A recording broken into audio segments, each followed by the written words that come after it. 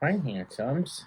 Alright, you guys, so welcome on back. This is the final episode of our Texas Chainsaw Massacre franchise deep dive. Yeah. Let me know which series you think we should do a deep dive of next. I mean, the deep dive implies that there's a lot to really dig into. I don't think every series is necessarily that, like what we're doing with Final Destination. We're not doing deep dives.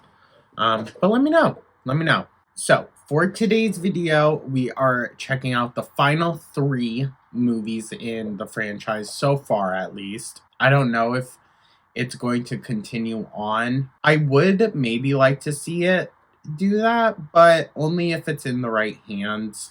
I'm not so sure if right now that's the case, but I would like to see Rob Zombie get his hands on it. I'm not gonna lie. I would definitely watch like a full trilogy Texas Chainsaw done by Rob Zombie. That'd be killer. So, just diving on in, we are talking about the Texas Chainsaw sequel, I guess. It gets messy with where like it's supposed to line up chronologically. But this is Texas Chainsaw 3D. And it came out in 2013. Now, I remember going and seeing this one in theaters, but the 3D like aspect of it wasn't working, so we just had to watch it, normal. I don't think much was lost in it because, to be fair, it wasn't really a 3D movie. If you know what I mean, there was just a few scenes where it's like, okay, I guess. This one was directed by John Lucenhop, distributed by Lionsgate. The budget was $20 million and the box office was $47.3 million. So, yeah, contributed to that. And I would say this one is probably like the cringiest out of all of them. Just being honest. So, a young woman learns that she has inherited Texas property from an unknown relative, and she is unaware of horrors that await in the mansion's dank cellar. So Alexandra Daddario is Heather Miller. Marilyn Burns is Verna Carson / Sally. So we get a little bit of a cameo there. Tanya Raymond is Nikki. She played Cynthia in Malcolm in the Middle, if y'all remember. So, did the mask fell. Dan Yeager is Leatherface, more specifically Jedediah Sawyer. I think pretty much the whole time they just call him Jed, which does not line up with the original or anything else. Scott Eastwood is Carl. Trey Songz is Ryan. Why he was in it, I'm not too sure. I mean, he was alright. Just diving right on in, I'm going to be very honest with you. These last few movies, we'll talk a little bit more about Leatherface and probably the Netflix one. More so than this one, because this one, it's just a run-of-the-mill slasher movie. It really didn't do anything special for me. When I saw it, I was like, okay. It just didn't really have an impact on me. I would say even less than some of the other ones. It just felt a bit like a cash grab almost.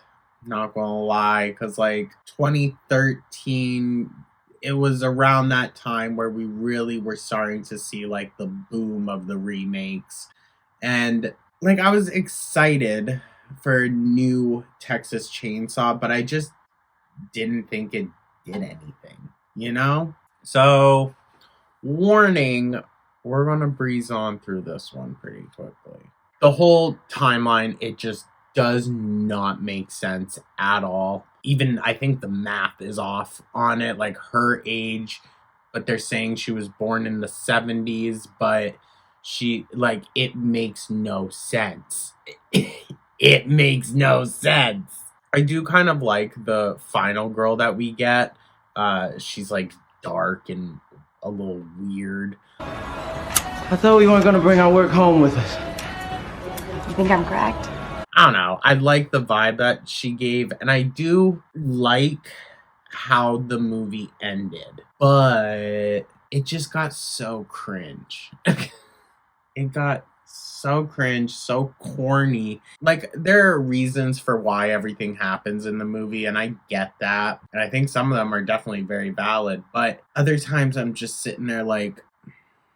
So, in 1973, the people of Newt, Texas, led by Bert Hartman, arrive and burn down the farmhouse of the murderous Sawyer clan in an act of vigilante justice. This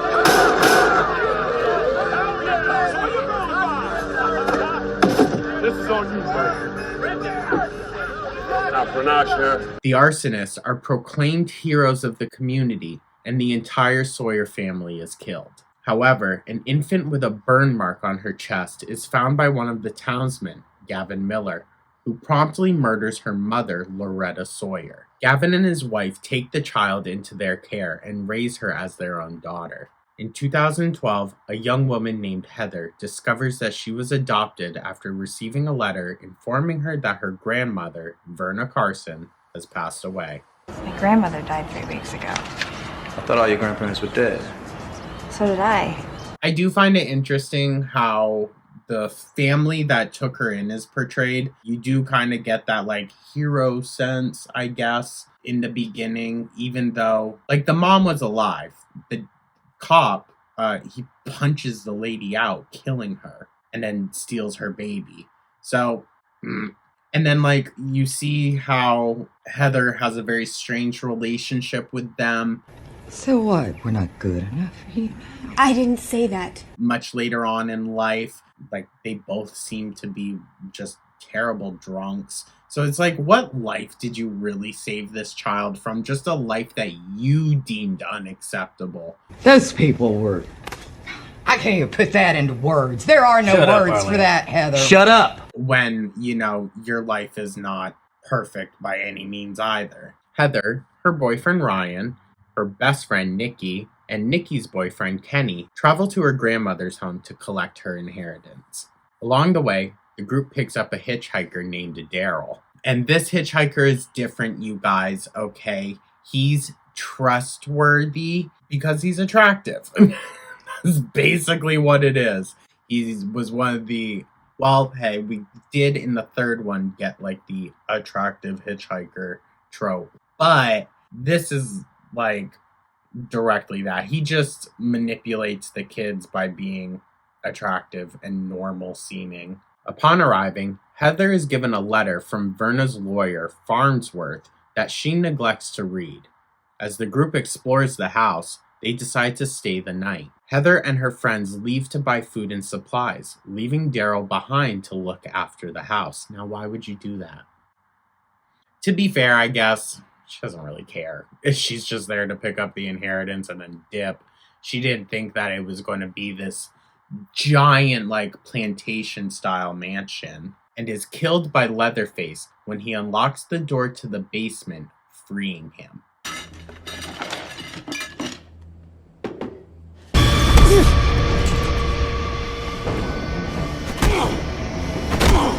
Now, this movie did rely a lot on jump scares. I do remember going and seeing this with friends, and we were jumping. It was one of those movies, but to be fair, when you're in a movie theater, basically anything's going to make you jump if it has a loud enough noise and a quick enough, like, flash. You know what I mean? It's a very simple algorithm, but it works depending on the setting. Heather and her friends return to find the house ransacked. While Kenny is preparing dinner, he goes downstairs to the cellar where Leatherface impales him on a hook before killing him with a chainsaw. Heather finds Verna's decomposing body upstairs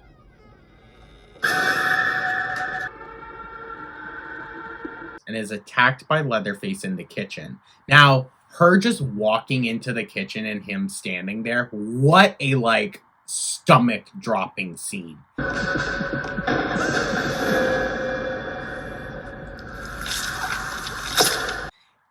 Ooh. There are some parts of this movie that I think it does well, but that can be said, I think, about just any slasher movie, especially once we get this deep into the franchise, of a franchise this like overran almost. It's pretty much inevitable. Nikki and Ryan draw the attention of Leatherface while Heather gets in the van and picks up her friends. Welcome to Texas, motherfucker! Leatherface cuts one of the tires with his chainsaw, causing the van to crash, killing Ryan on impact. Now, what it's not saying in here is that Nikki and Ryan were screwing behind Heather's back. Nobody's looking. Listen. Come on, you begged for it. So they had it coming. That is one thing I will say. Like, yeah, I guess you're concerned for them, but you know that they're... It's just that Heather doesn't know. So it's like, yeah, sure, girl, save your friends, but like, fuck them too. He chases Heather to a nearby carnival where Deputy Carl is patrolling the grounds. Now, this whole carnival bit is a little funny, a little bit. Like, he's just chasing her, but it's a carnival full of people. And then when he just like angrily... Sorry, he throws the chainsaw, and then right as the camera cuts back to him, you see he's just running into the woods. This movie, I swear, it was supposed to be a comedy, because there's some bits that are actually so freaking funny. While at the police department, Heather begins digging through the files, learning how the Sawyer family was killed and empathizing with them. The sheriff and Hartman send an officer to investigate the Carson estate. Over the phone, the officer reports his findings.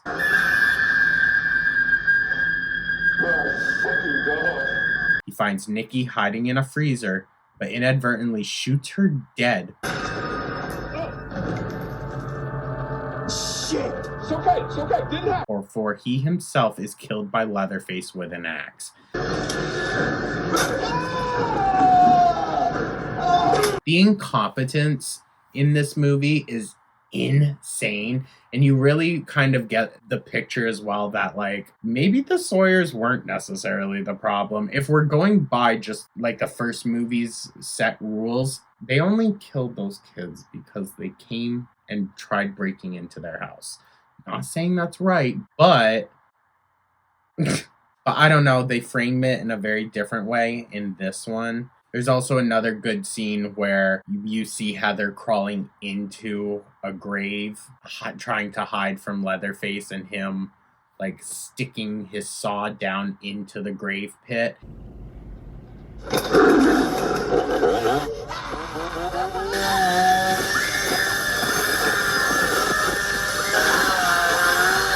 It's a terrifying kind of set of sequences whenever they get within really close proximity of Leatherface. But there's a lot of time where like they're just not interacting at all. It feels more like we're watching Heather kind of learn who she is and becoming the monster that the town thinks the family as, you know? Instead of like us being revealed to this monstrous family, we're almost now being welcomed into it. Leatherface cuts the skin from the officer's face and uses it to create a new mask. Enraged by the officer's findings, Hartman vows to end the remaining Sawyers. Heather leaves the station and meets with her lawyer at a bar.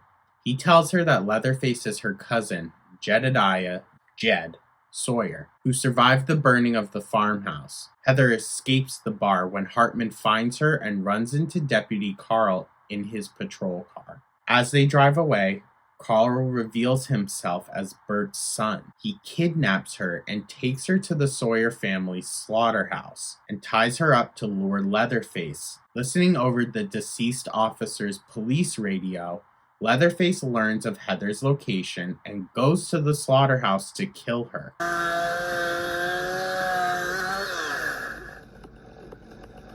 But releases her after seeing a Sawyer sigil birthmark on her chest, which was actually a burn mark from her mother's like burning hot necklace when she came out of the fire. Leatherface is attacked from behind by Hartman and his friend Ollie. Heather takes the opportunity to escape as Hartman and Ollie prepare to throw Leatherface into a meat grinder. Heather returns and kills Ollie and tosses Leatherface his chainsaw. And with that comes probably the worst line, maybe in history. She tosses him the chainsaw and she says, Do your thing, cuz. now fair to Alexandra, the actress. They just did her dirty on that. There was no way she was to deliver that line and not sound just dumb. Do your thing, cuz. Oh my god. So I think this movie is a legit comedy. It just takes the piss out of itself. I do like that we got a little bit of a twist, though. We're now, like I said, being introduced into the family, no longer being excluded from it. So that feels very different. And I think by this point, a lot of the fan base just had such a deep love for Leatherface. Not even necessarily the Texas Chainsaw franchise, just specifically Leatherface's character. I think this movie does this one and Leatherface really kind of give the viewers that sympathize with Leatherface validation. And I enjoy that because I do sympathize with his character in some ways. In the struggle, the sheriff arrives but hesitates to stop Leatherface from killing Hartman.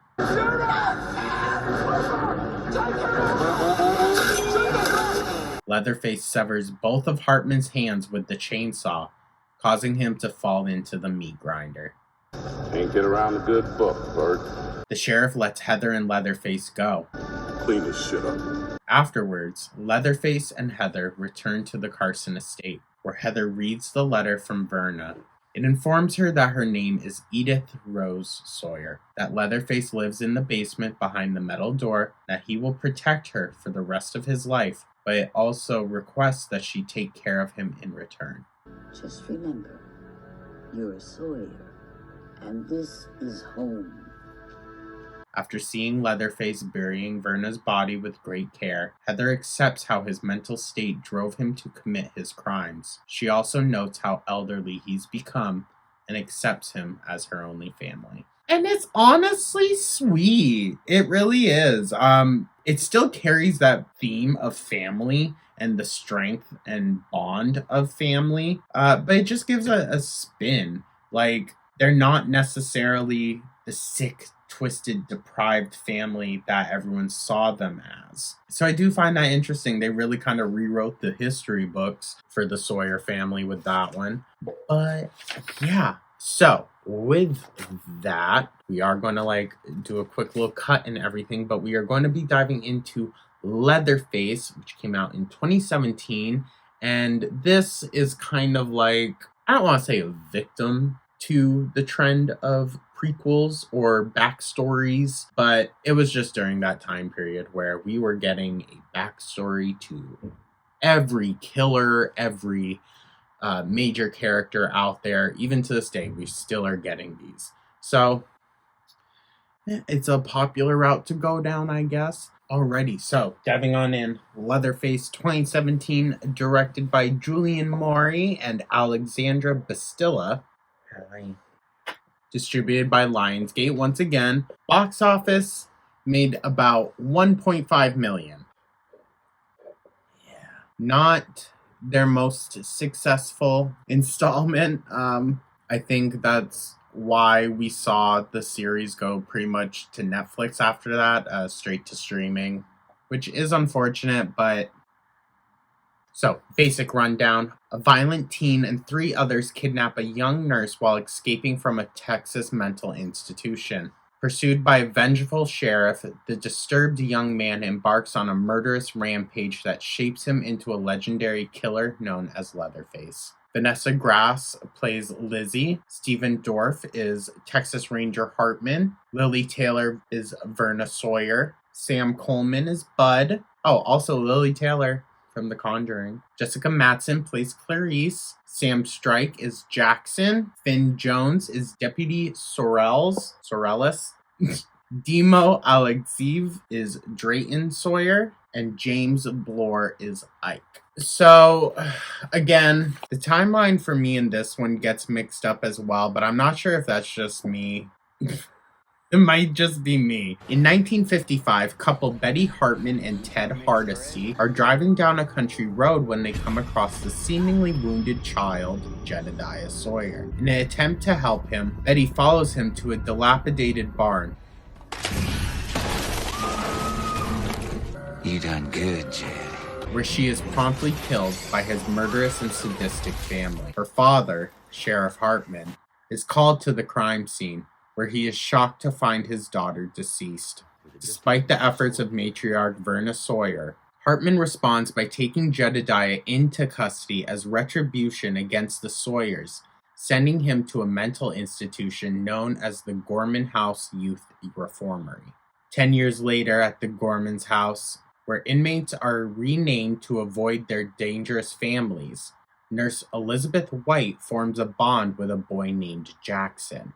Now, you kind of have like a bit of a who's it gonna be thing going on. Like, you're not exactly sure who will become Leatherface. Since all the names are different, you don't know who it is, but the little crew of characters all gear you in specific ways, you know? And I think upon first watching, it's probably the least obvious choice, I would say, out of all of them, other than it being like the nurse. Verna later shows up to the institution with an injunction to allow family visitation, only to be rejected by the director of the facility, Dr. Lang. On the way out, she violates security, causing an escape riot in which many of the nurses and patients are killed. Elizabeth is saved by Jackson, who gets her outside with fellow inmate Bud, where they are taken hostage by crazed escapees Ike and Clarice. Now, Ike and Clarice, you kind of love their energy until you realize just how sick and twisted these are. I mean, like, they hook up on a dead body. Like, you really think that Ike could be part of the family just with how deranged and demented he is. But then you see Bud and his character, what kind of like we've come to know or sympathize Leatherface to be, as just kind of like a gentle giant until he's pushed. And that's very much what Bud is. Also, like, not to spoil it, but Bud is also a very clear red herring. Like, you're expecting it to be him. The group arrives at a rest stop diner after ditching their Gorman House uniforms. I want you like a bird in your mouth? Yeah. Okay. Oh, You haven't touched your food. I'm just not hungry, I guess. In an altercation with the waitress, Tammy, Ike and Clarice begin a murder spree within the diner, which forces them to flee. It's very much giving Natural Born Killers, like that, the opening diner scene, it's giving that.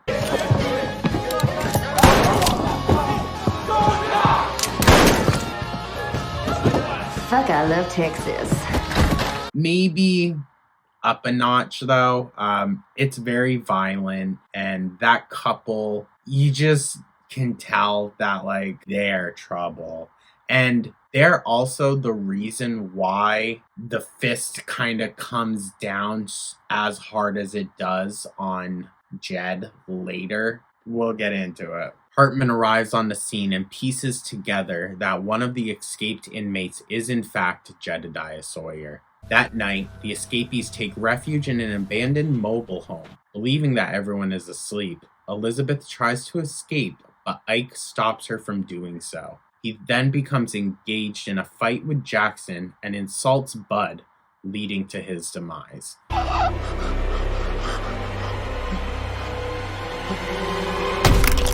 I mean, Bud just stomps him out, literally.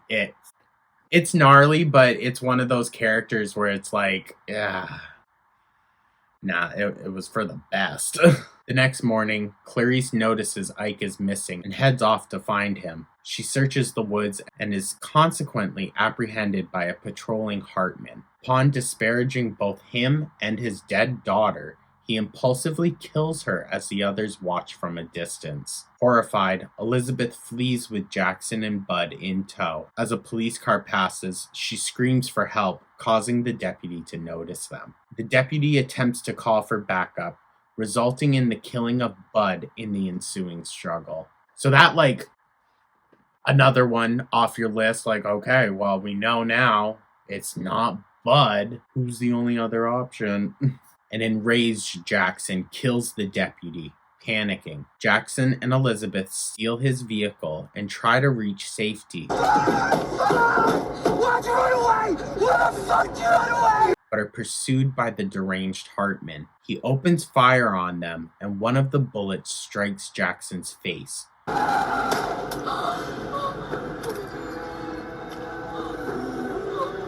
While another injures Elizabeth, causing the vehicle to careen off the side of the road. Later that night, Elizabeth regains consciousness at the barn where Betty Hartman was murdered, discovering that she and Jackson are being held hostage by Sheriff Hartman. Planning to kill them, he gleefully tells Elizabeth that Jackson is really Jedediah Sawyer. However, the Sawyer family arrives to save the helpless Jedediah, beating Hartman into submission and taking Hartman and Elizabeth into captivity.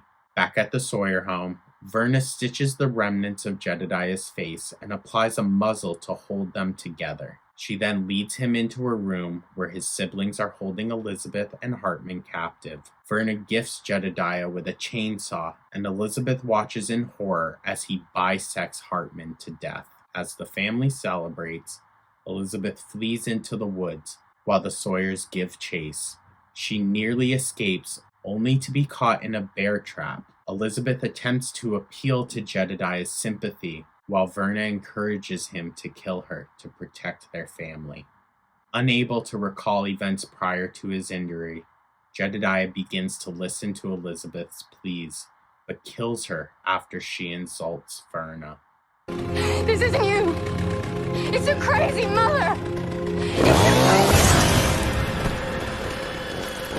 Now, I do like it a little bit, carries the conversation in the originals of like nature versus nurture, or like was Leatherface made Leatherface by his family or outside circumstances. And this movie kind of gives you the bit of an answer, like it's both. It's both. You know, he wouldn't have been in that place in the first place if it wasn't for his family. But then also, like, if the police weren't so incompetent, weren't so vengeful, then that wouldn't have bred more of a monster as well. Because we were seeing Jedediah as a very sympathetic character. Like, he was the most well-rounded out of any of them, surprisingly. And then it all just got taken away.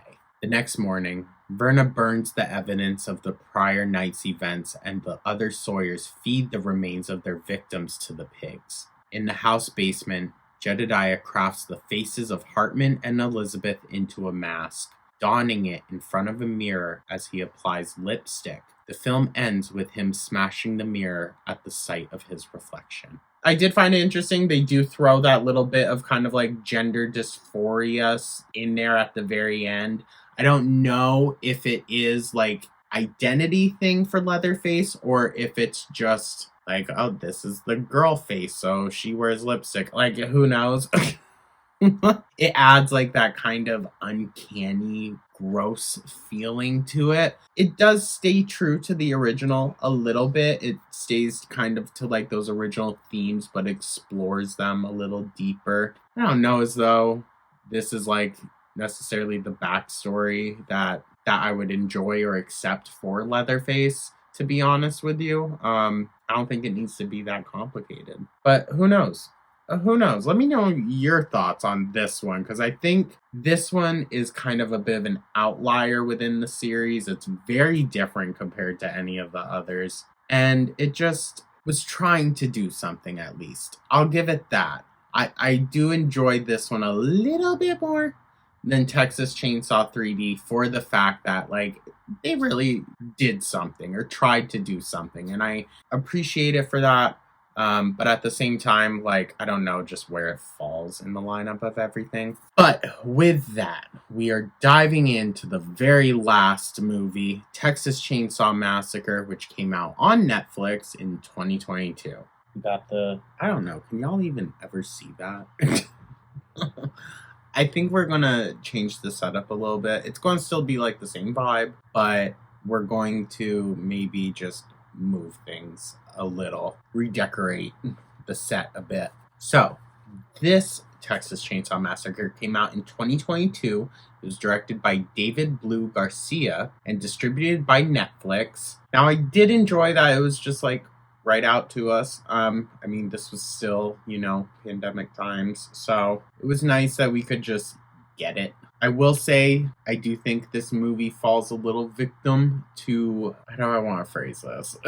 Texas Chainsaw Massacre as a series has always held like social issues at its center, but it's done it in a way that isn't like hit you over the head too obvious about it. This one, it's kind of more hit you over the head obvious about it.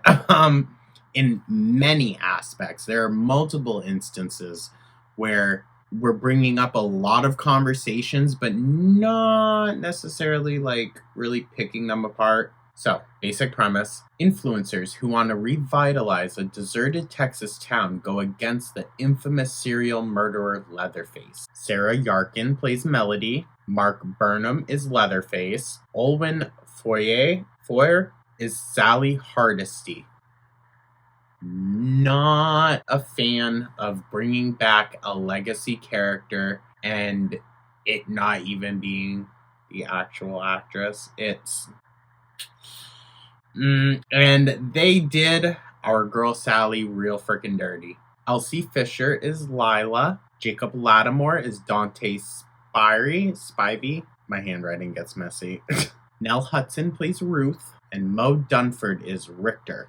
So, yeah, just diving right on in. Like I said, I don't think there's too much to break down out of this one. It still carries the sentiment of like urban versus country and how that dynamic and how that dynamic can just like push tensions. It also brings up gun violence, oddly enough, racism and the Confederacy, just basic like trauma as well, gentrification. Like it goes in so many different areas.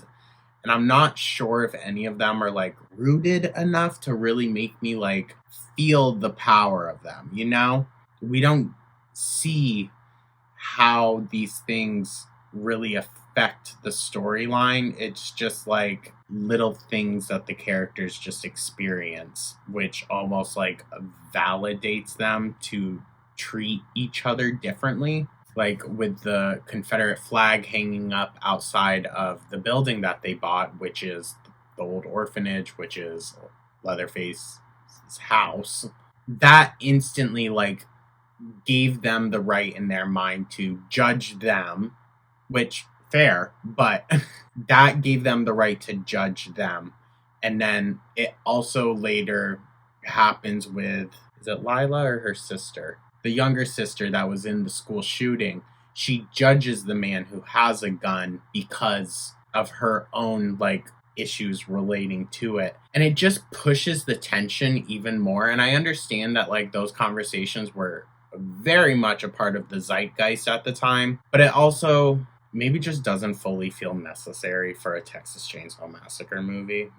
We were in such like troubling times and just feel like the last thing we needed was a movie, especially a Texas Chainsaw Massacre movie preaching at us. Plus, this also completely negates all of the sequels, which that I'm kind of fine with, but just how they do Sally, I did not enjoy that. So, 50 years after Leatherface's killing spree in 1973, young entrepreneurs Melody and Dante, Melody's sister Lila, and Dante's girlfriend Ruth, travel to the abandoned Texas town of Harlow to auction off old properties to create a trendy, heavily gentrified area. While inspecting a dilapidated orphanage, the group discovers it is still occupied by an elderly woman called Ginny. When she claims she has papers to prove she still owns the property, an argument breaks out, briefly interrupted by a silent and towering man from upstairs. Now, I do love just like the ominous presence that is Leatherface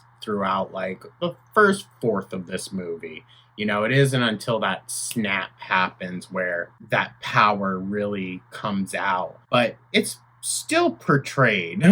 Ginny then collapses from a heart attack and is rushed to the hospital. Accompanied by Ruth and the man, an investor, Catherine, along with a group of potential buyers, arrive in Harlow on a large bus. Now, the bus is kind of bitchin'. It's a pretty cool bus. Distracting Melody and Dante. Meanwhile, Lila strikes up a friendship with a local mechanic, Richter, and reveals she was a survivor of a school shooting, leaving her terrified of guns. Ginny dies en route to the hospital. Ruth texts Melody before the man goes berserk and murders the officers driving the ambulance. What the hell's going on? Leading it to crash. Now, that wrist snap in the back of the van, oh, I know everyone felt that. Oh my god, just the way it happened, and happened so quickly and so easily. When Ruth awakens, she witnesses the man, revealed to be Leatherface,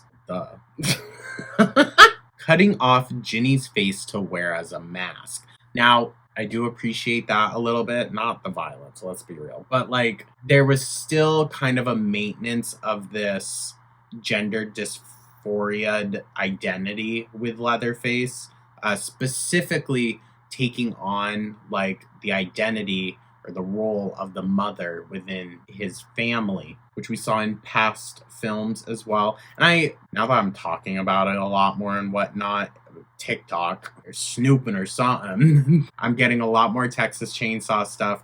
And a lot of people seem to have just never caught on to the fact that Leatherface is pretty obviously like I don't want to say a trans character specifically, but I would say queer in general. I think that's just the easiest blanket term for it. But I'm not sure if it's like actually queer or just like psychologically. I don't know. It's a fictional character, so like... Ruth manages to radio for help before being killed by Leatherface.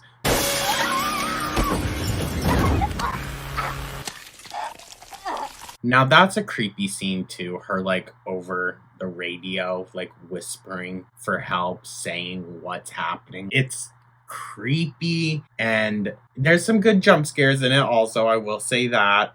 Watching it at home is definitely a different experience though. Like, you gotta be really, really into it for, I'd say, all of the jump scares to get you. There are some that are good. So, being killed by Leatherface, who makes his way back to Harlow. During a property auction, Melody reads Ruth's text and prepares to leave with Lila. Richter overhears them talking about Ginny's death and takes their keys, agreeing to give them back once they provide proof they rightfully removed Ginny from her home. Then where is it? Back in Austin. Please tell me we didn't kick her out of her own house. Melody and Dante return to the orphanage to find them. Sally Hardesty, the sole survivor of Leatherface's previous killing spree, and now a battle-hardened Texas Ranger. She's so stereotypical. I'm sorry. I did not like Sally's character in this. I just didn't. The fanfare didn't work for me because, well, it's not the original, which I don't even know if Marilyn Burns is even still alive. So, the now battle-hardened Texas Ranger learns of Ruth's attack and heads out to investigate. At the orphanage, Melody discovers the papers and realizes that Ginny was wrongfully evicted. Leatherface arrives at the orphanage and attacks Dante.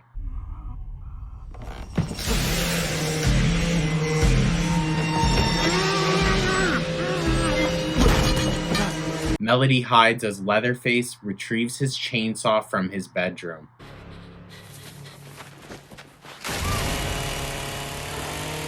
A thunderstorm hits Harlow as night falls, and Catherine and Lila take cover in the bus with the Byers. Dante manages to stumble out of the orphanage where he is discovered by Richter before bleeding to death. Richter enters the orphanage and is attacked and killed by Leatherface. You really thought he could have maybe saved everyone. Nope. Melody retrieves the car and bus keys from his body before fleeing the house. They get on the bus, pursued by Leatherface, who slaughters all of the people aboard, including Catherine.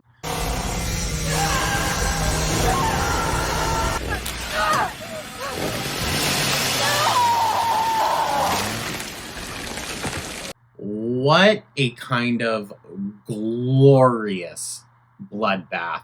And just like the people are so stupid. Sorry. I know that's how they're supposed to come off, but they were just like, try anything and you're canceled, bro. Like, try anything and you're canceled, bro. I'm gonna be so for real.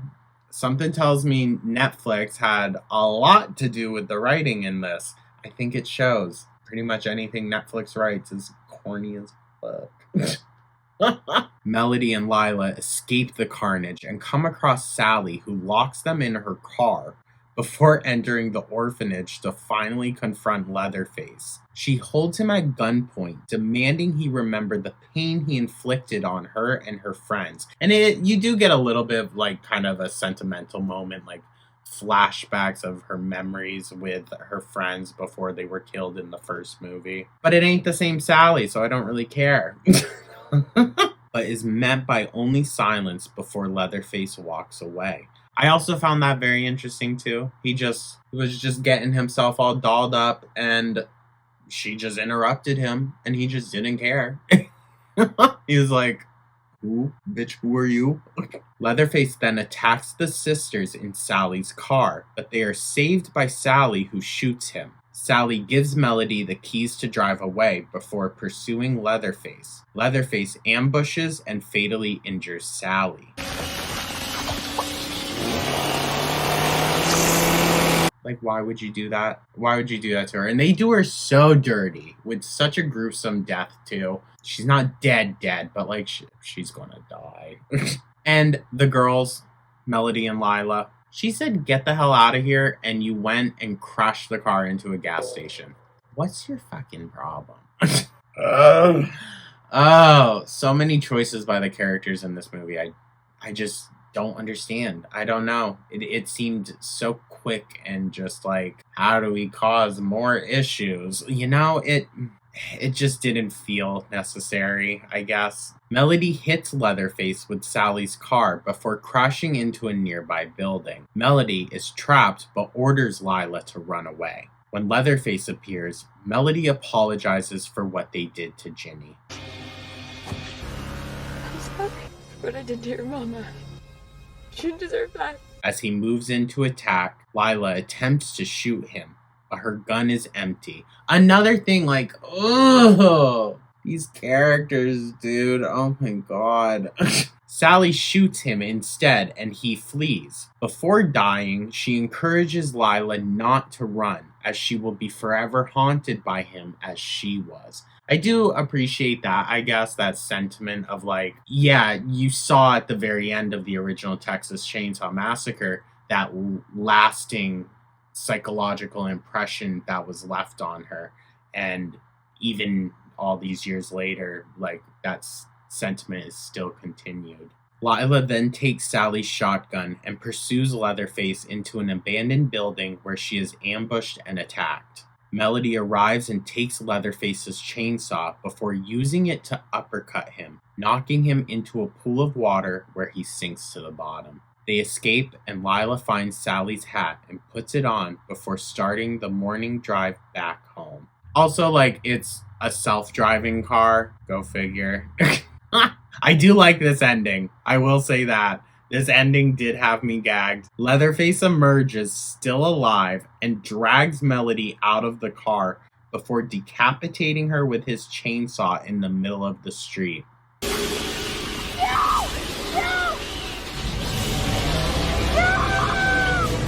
Horrified Lila watches as the self-driving car takes her out of Harlow. Leatherface dances in the street with his chainsaw and Melody's head. It's kind of great. I'm not gonna lie, it really kind of is.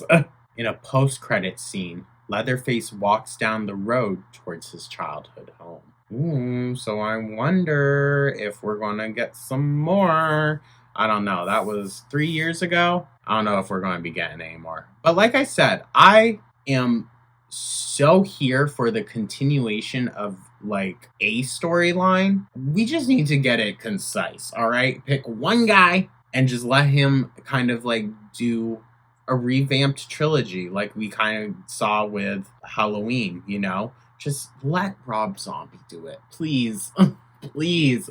I would love to see Rob Zombie with full budget just go ham on like recreating the original trilogy or so of the Texas Chainsaw Massacre movies.